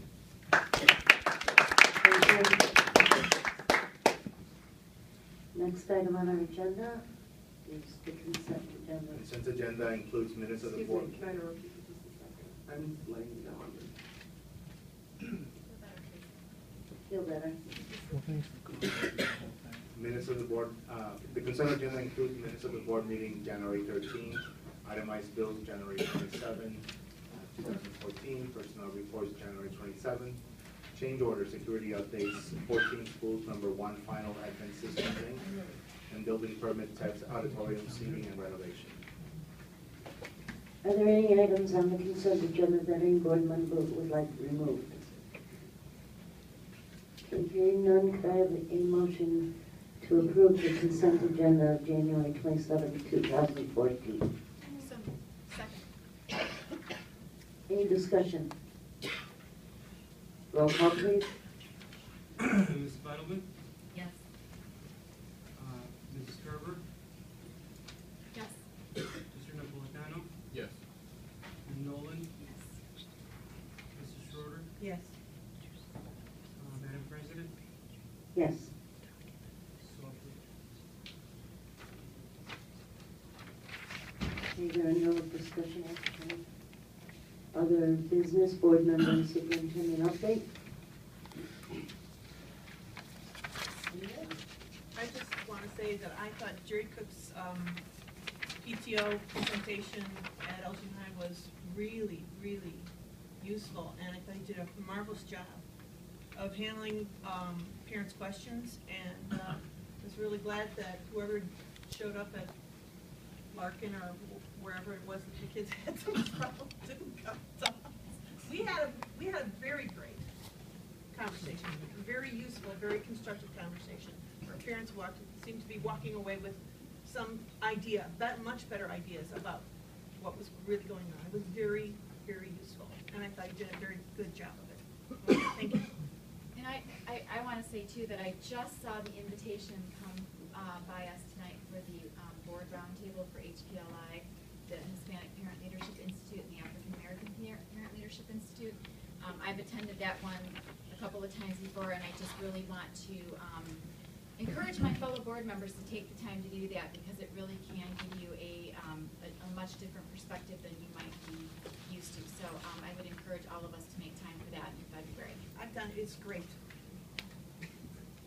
Anyone else? Caesar? I was just gonna say that I'm glad to inform you that we're going forward with the selection process for the next student board member, sadly, but it is what it is. I'm happy to say that we selected 2 very good students from my school, and I hope that the other ones would be just as great, if not better. So there is that. And also, I suppose I wanted to share a little bit of my excitement that I didn't have to go to school today. Because I don't have to make it up, so thank you. You can always come back and visit us, you know. I could. Anything else? I just wanted to share with the board, as Mr. Cook shared earlier, that Elgin and our efforts on U-46 were featured on a PBS review recently. I had actually some friends from California who saw it and kind of got in contact with me and saying, long time no see kind of thing. And we're Hoffer Plastics Fabric Images, U-46 were prominent in this about 8 minutes or so review of what we're trying to do around workplace readiness. And so I just want to put the board on. Would it be possible to have the link shared on our website for that? That's a great idea. Okay, anything else? All right, the next item on our agenda is CAC, at home and warm. Okay, other business, individual student discipline matters. Administration is recommending that student I be expelled for the current semester of this year, 2013-2014, and for the first semester of 2014-2015. Okay, could I have a motion to expel student I for the remainder of the 2013-14 school year and the first semester of the 2014-15 school year? So moved. Second. Any discussion? Roll call, please. Ms. Gerber? Yes. Mr. Napolitano? Yes. Ms. Nolan? Yes. Mrs. Schroeder? Yes. Mrs. Vitalman? Yes. Madam President? Yes. Other business, Dr. Torres? Under other business, we have December financial report. Mr. Burnish is here to present that.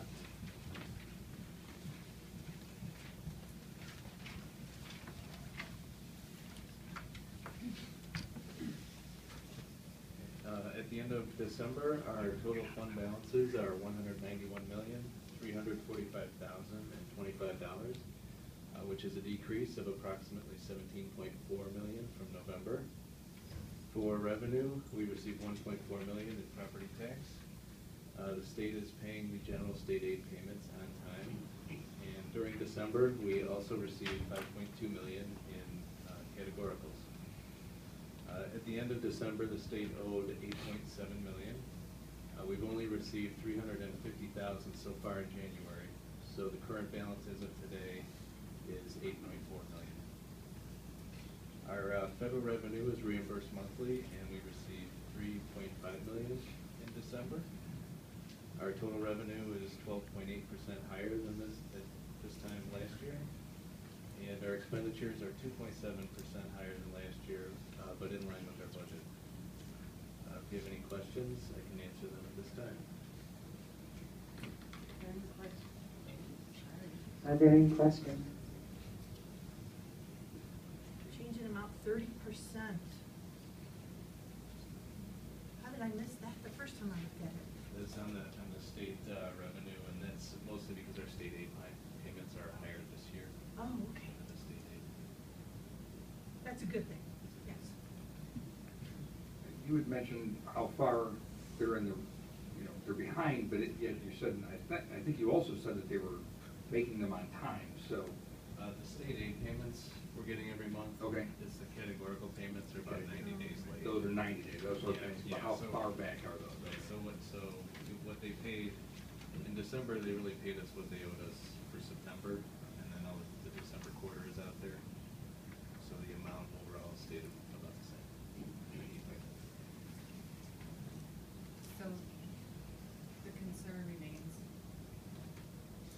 The concern remains that if we'll be getting all four this year. Right. Because we budgeted for all four, because they paid that the year before. But in previous years, we only budgeted for 3. Yes. So we're keeping our fingers crossed. Keep an eye on it. So was that January payment, is that then something typical where it kind of trickles in, or? They usually pay them pretty much all in 1 week. So this is an odd January payment then, or? The January one's right through the early childhood Oh, okay. So program. it's specific. They're paying monthly, yeah. For that program, they're paying monthly. Any other questions? All right, thank you. Mr. Burnich is here to also report on the secondary school financial report for the second quarter. Yes, we also have the secondary schools financial reports on activity accounts for the second quarter, which is October 1st to December 31st. The balances have increased at almost every school. The largest increases are due to the schools collecting athletic participation fees for the winter sports, and also collections for fundraisers, where those funds will be spent out in the third or fourth quarter. If there's any questions on those, I can answer them at this time. Are there any questions? Okay, thank you. Thank you. Our next items are work session items. Our first one is the Rising Star Continuous School Improvement Plan. We have a number of presenters for this one, and Laura Hill, Director of Assessment and Accountability, Ms. Lisa Jackson, Coordinator of Assessments and Accountability, Sarah LaRue, Principal of Glenbrook Elementary School, Mr. Cook from Elgin High School, Ms. Christina Cabrera, teacher at Elgin High School, Ms. Amy Wilson, teacher at Elgin High School, and Ms. Fuller, and Ms. Celine Stewart, Principal of Channing Elementary. I see Mr. Terry Hayes from Mellis. And if I missed anybody, I believe you were going to go line by line on this 516-page document. I'm excited for some humor at this hour tonight. We do have some students following you, so It never fails that Rising Star Night is a really long rising sun. Well, good evening. Our purpose this evening is to actually describe our process of continuous school improvement work and to share our school plans. In U-46, our schools and districts use a continuous improvement model which allows a collaborative process of looking at school data and practices to move schools forward with effective practices. Rising Star is the tool that schools and districts use to actually document that work. On this particular slide, it represents the various years of implementation of Rising Star and thus the development of the plans. The plans of our 10 federally restructuring schools, which are in year 4 of using the Rising Star tool, will be more developed than the plans of the schools listed under the heading U-46. For uniformity of the school improvement work, those eight non-sanctioned schools are also required to use the Rising Star tool. The separate PDF document, which Dr. Torres referred to, the 600-page document, actually shows our school's work organized by the year of development. Within that document is a chart that describes the required work for each of the years of development. So Lisa Jackson, our newest assessment coordinator here, will actually share the integration of the data-wise process with the continuous school improvement. Thank you. In order to organize the work of continuous school improvement, schools have engaged in a data-wise process, which has specific and manageable steps to strengthen educator skills in collaborating, analyzing data, and developing an action plan. This process has 3 phases. 1 is prepare, 2 is inquire, and the 3rd is to act. As schools prepare, they establish a foundation for learning from student outcomes. Then they move to the next phase, which is inquire, where educators look at patterns in the data to identify gaps in teaching and learning. After preparation and inquiry has been made, they act by designing and implementing instruction based on what they've learned from the inquiry process. This is a continuous process which cycles back to inquiry and act. As a district, much of our work this year is focused on steps 1, organizing for the collaborative work, 4, digging into data, and 5, examining the instruction. Those steps will be elaborated on in a moment by representatives from our schools. Please note that we did not ignore steps 2 and 3. Throughout recent years and during this school year, support has been provided through data dialogue, cohort days, and on-demand on-site training. Also, exposure to the work has, for steps 6 and 7, has been made during cohort days this year. Hello, I'm Cheryl DeRue. I'm the principal of Glenbrook Elementary. And although Glenbrook is not a school that is in state status, we are using Rising Star this year for the first time. And it has helped to create a team structure for us. I am on the school improvement team along with teachers, classroom teachers, dual language teachers, and also special teachers, so teachers who are in our special ed department, and as well as a parent who also serves on our team. Our team meets twice a month and includes a voice from all areas to make decisions on how we are going to be progressing toward our goals. We started meeting during the summer to begin the Rising Star training process, and we began by focusing our conversations on just a few targeted goals. When we first met, we looked at some critical indicators, which really were the district's indicators. Those were the ones that we began to really first focus on and first began to assess. It made sense to us because they were the district primary ones, and we were new at it. We weren't really sure where to begin anyway. So that kind of helped us as we were beginning to move forward and learning about the process. Before leaving every meeting, we always are sure where we are going to be going next, because